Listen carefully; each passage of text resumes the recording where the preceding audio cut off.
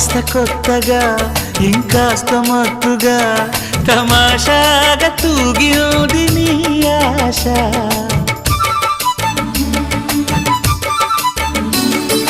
కొంత కొంతగా రవ్వంత మంటగా విలాసాగా తాకింది నీ శ్వాస.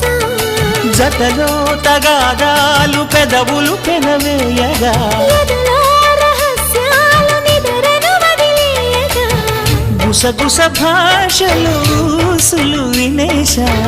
అలజడి చూపుల కోరిక చెప్పేశా.